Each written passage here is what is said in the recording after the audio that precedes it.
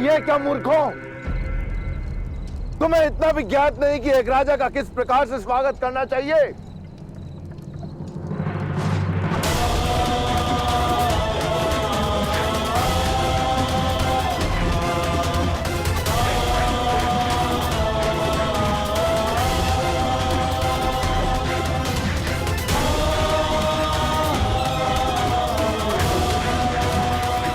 इस प्रकार होता है स्वागत राजन।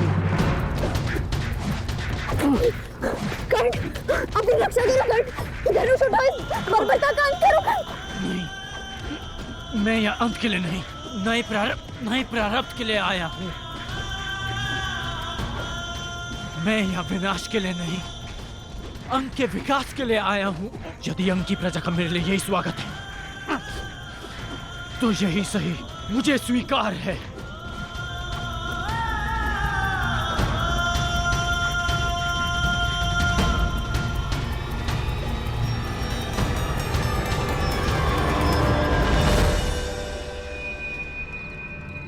रुक क्यों गए आप सब?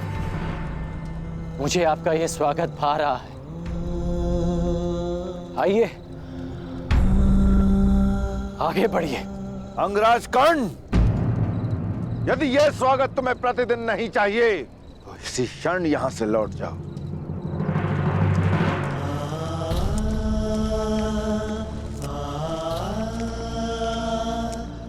तुम सुरक्षित हो धनुषाली? चोट तो नहीं लगी तुम्हें? मैं सुरक्षित हूँ कर्ण, परंतु क्या तुम्हें अपने घाव दृष्टि में नहीं आते?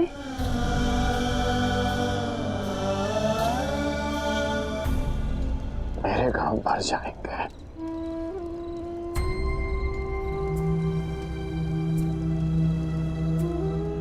परंतु उन घाव को देखो जो उनकी प्रजा के मन पर, उनके जीवन पर, उनके भविष्य पर लगे हैं।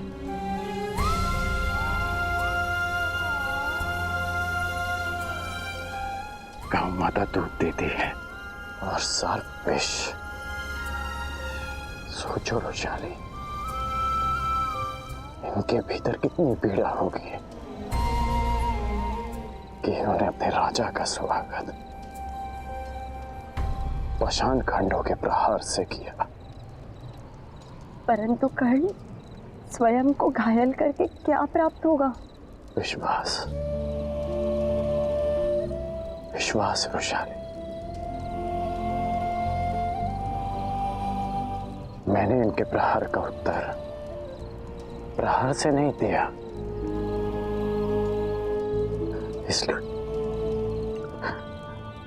इसलिए इन्हें विश्वास होगा कि मैं इनके लिए हानिप्रद नहीं हूं। देखा मैंने, कितना विश्वास जगा है इनमें। पाषाणों की वर्षा करते थक नहीं रहे थे ये लोग।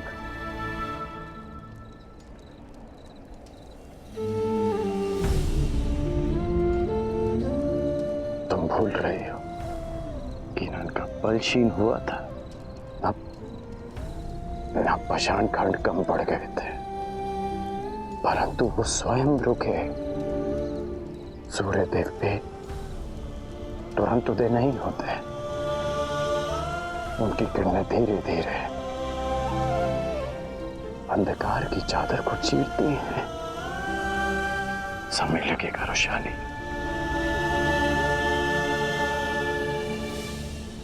परंतु इनकी घृणा का अंत होगा।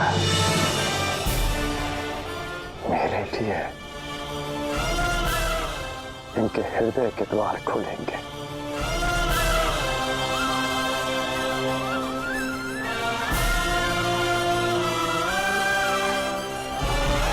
लगेगा रोशाली, परंतु इनकी घृणा का अंत होगा। मेरे लिए इनके हृदय के द्वार खुलेंगे।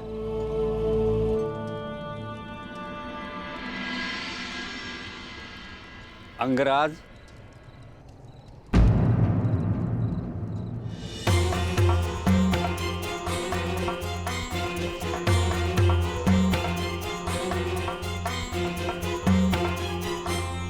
यह लेप तुम्हारे घाव के उपचार के लिए है।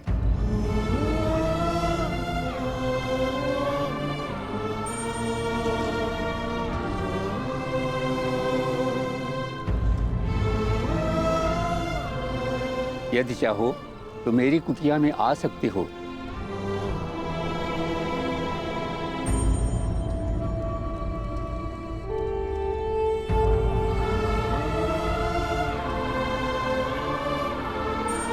पहली किरण का आगमन हो गया। कभी कभी अंतिम युद्ध जीतने के लिए प्रारंभ में पराजय सहनी पड़ती है रोशन।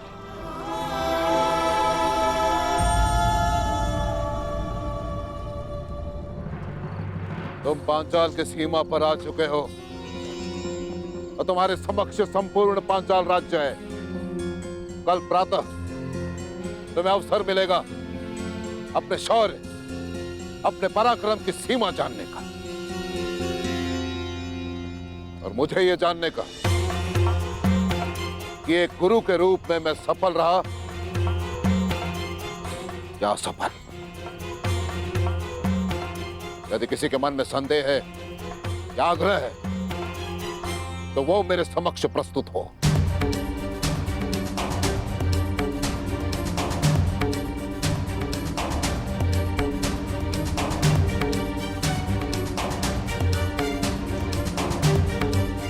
ज्येष्ठ गुरु कुमार, तुम्हारे मन में कोई संदेह है? संदेह नहीं गुरुदेव, उत्सुकता है। एक शिष्य होने के नाते मैं अपना धर्म पूरा करूंगा, अपने गुरु की आज्ञा का पालन करूंगा। परंतु धर्म के नाते क्या मुझे इतना जानने का भी अधिकार नहीं कि पंचाल नरेश पे आक्रमण क्यों किया जा रहा है? क्या पंचाल नरेश इस आक्रमण के पात्र हैं? मुझे ज्ञात था कि धर्मराज युधिष्ठिर के मन में अवश्य प्रश्न उठेंगे। मैं तुम्हें एक कथा सुनाता हूं और तुम स्वयं निर्णय करना कि पांचाल नरेश द्रुपद प्रतिशोध का पात्र है या नहीं। एक ब्राह्मण कुमार और एक राजकुमार दोनों अभिन्न मित्र थे। उनके मित्रता का कारण था कि इन दोनों के एक ही गुरु थे। ब्राह्मण कुमार के पिता शिक्षा हो या भिक्षा, पुरस्कार हो या दंड, दोनों मित्र समान रूप से उसे बांट लेते। राजकुमार अपने ब्राह्मण मित्र से कहता कि जब वो राजा बनेगा तो अपना राज्य भी उससे बांटेगा। समय बीता, राजकुमार और ब्राह्मण कुमार की शिक्षा पूर्ण हुई। राजकुमार अपने राज्य लौट गया और यहां ब्राह्मण कुमार के पिता सुरक्षित रहे। और इतना ही नहीं, ब्राह्मण कुमार पर आक्रमण हुआ निर्धनता का। ब्राह्मण कुमार स्वाभिमानी था, परंतु अपनी भूखी संतान के करंदन के समक्ष उसका स्वाभिमान परास्त हो गया। निर्धनता का मारा ब्राह्मण कुमार अपने मित्र के पास सहायता के लिए पहुंचा।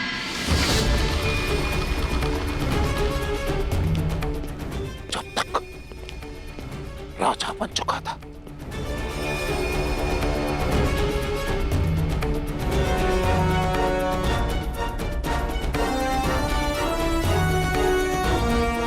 उसने अपने मित्र को बचपन के एक एक वचन स्मरण करवाए।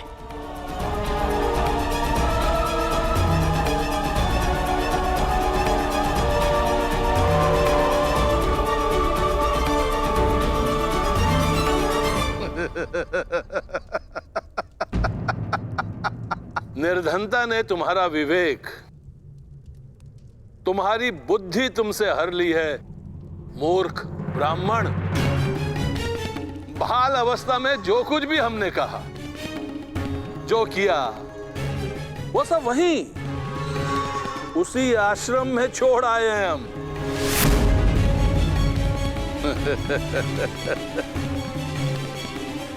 परिवार पालन पोषण में कोई समस्या हो रही है तो 2-4 गाय, कुछ स्वर्ण मुद्राएं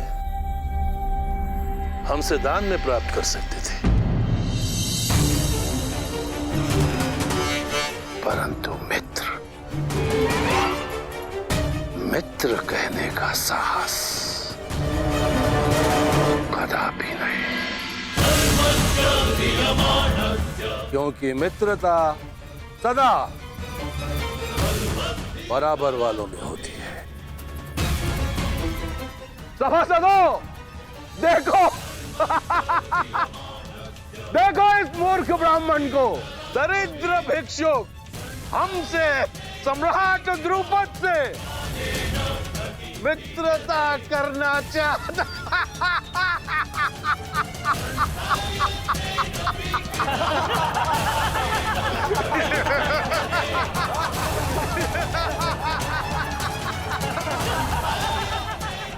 वो आचार्य मेरे पिता ऋषि भारद्वाज थे और वो राजकुमार पांचाल नरेश द्रुपद है, और मैं अपने 105 शिष्यों से अपने अपमान का प्रतिशोध मांग रहा हूं,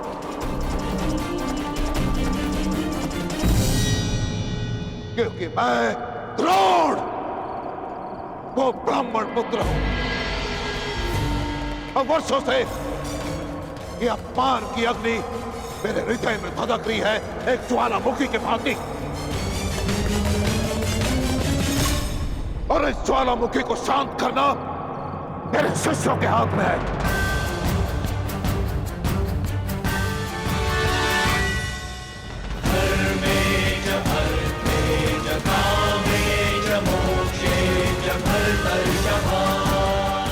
गुरुदेव, आपके अपमान के घाव पर पांचाल की पराजय का लेप लगाएंगे हम। जिस पांचाल नरेश ने हमारे गुरु को भिक्षुक कहकर अपमानित किया, उसे भिक्षुक बनाकर आपके चरणों में प्रस्तुत करेंगे हम।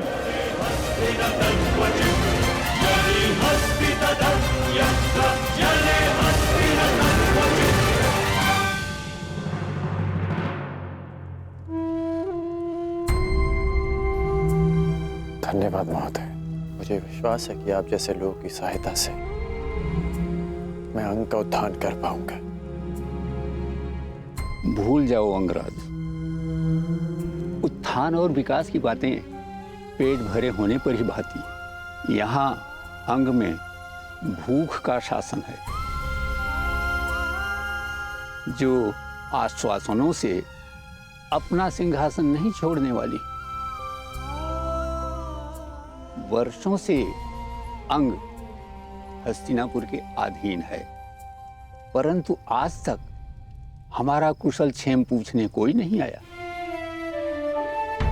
हम लोग मृत्यु से नहीं, जीवन से युद्ध करते हैं। अंततः हमने अपना जीवन जीना सीख लिया है, और आज अचानक यहाँ आकर तुम अपना अधिकार जता रहे हो, वो भी रिक्त बातों से। यहाँ के लोगों की दृष्टि में कि मैं एक राजा नहीं, बल्कि हमारा उपहास उड़ाने आए एक शत्रु हो।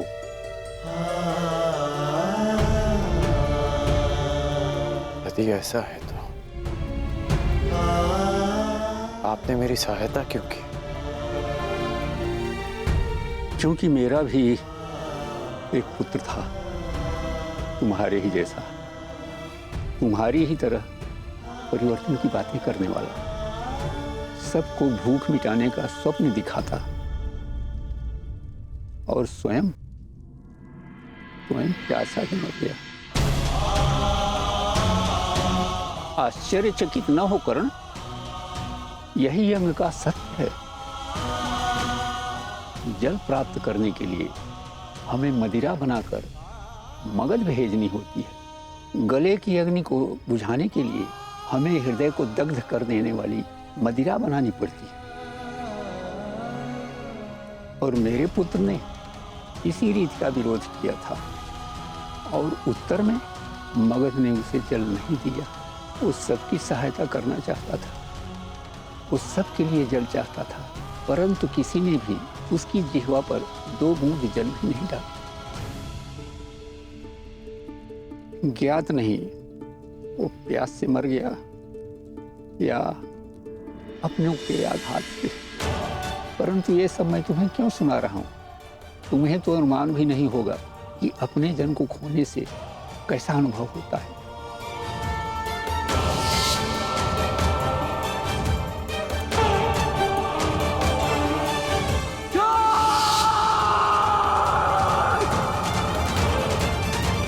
अनुमान है महोदय, और अनुभव भी। प्यास से किसी का कंठ इतना नहीं जला होगा जितना पिघले हुए स्वर्ण से शोन का कंठ। शोन मेरा भाई, आपके पुत्र को तो चीखने का, पुकारने का अवसर मिला, परंतु मेरे भाई को तो वो अवसर भी नहीं मिला। मैं यहां आया हूं उसके प्रतिकार के लिए। मैंने ये परिवर्तन का बीड़ा उठाया इस अनुभव के कारण।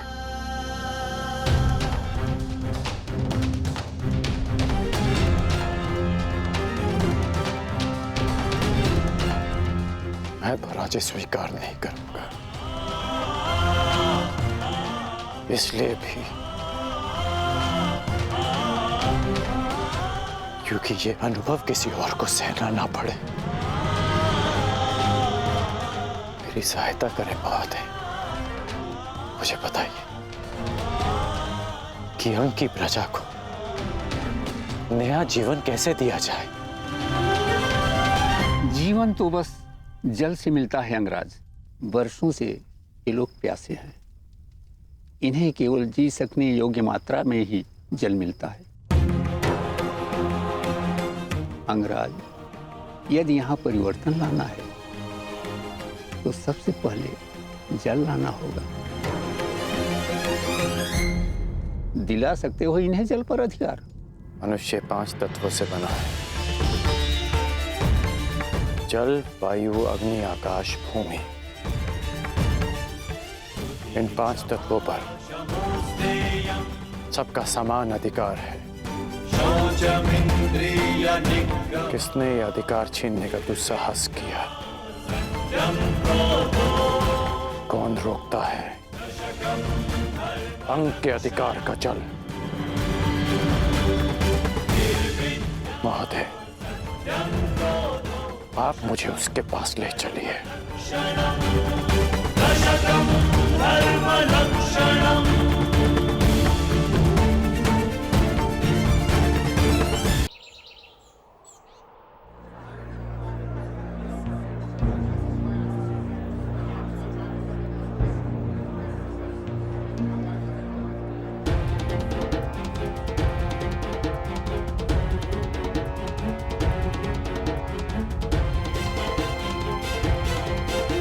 जल्दी करो, ठीक, मेरे पास समय बहुत कम है।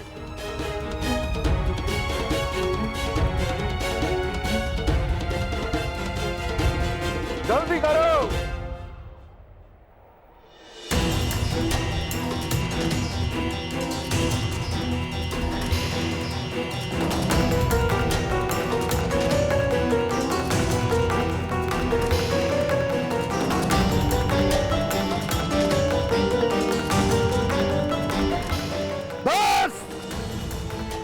इतना ही जल मिलेगा।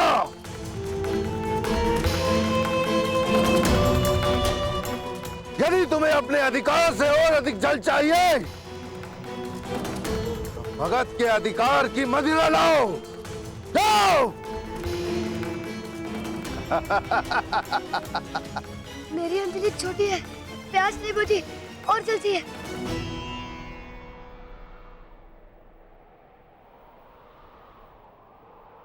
प्यास बुझानी है? हाँ? मैं बुझवाता हूं तुम्हारी प्यास? हाँ? सैनिक, इस बालक को मदिरा पिला के इसकी प्यास बुझाओ। हाँ? मदिरा नहीं चाहिए, जल चाहिए। ये पी, मदिरा पी, आनंद ले।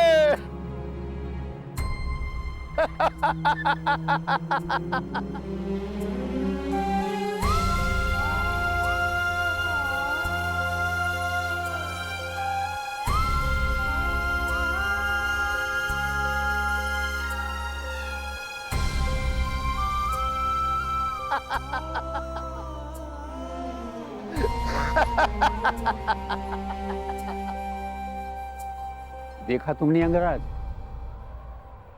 वर्षों से ऐसे ही चला रहा है। एक अंजलि जल के लिए अपने जीवन के हर पल को मगध के नाम कर दिया है अंगवासियों ने। ये दानव मगध नरेश जरासंध का प्रतिनिधि है और अंग देश के विकास के मार्ग में सबसे बड़ी चट्टान। ये जब तक यहाँ है, अंग देश कभी भी स्वतंत्र नहीं हो सकता।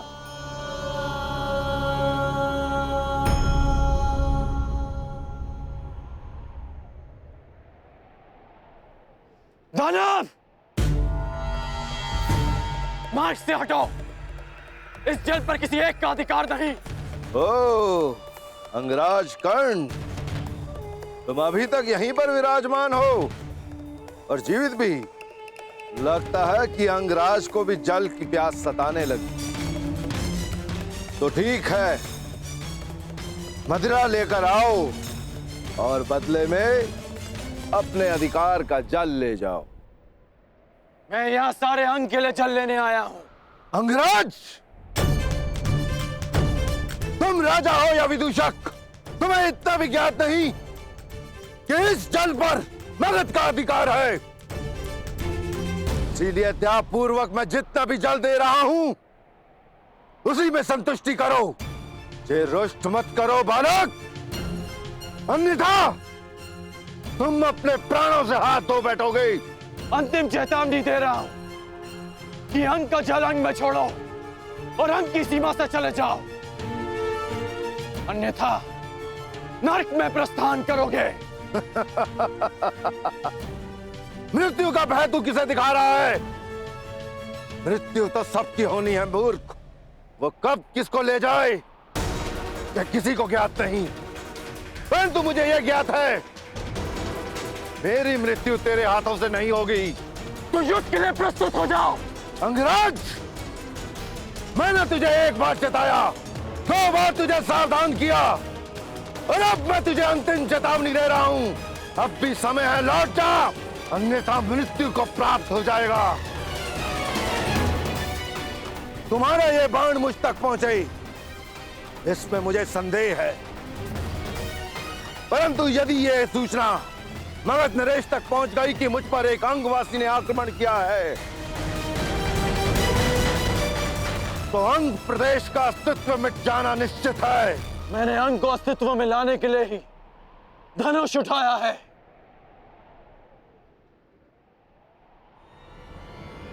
सावधान!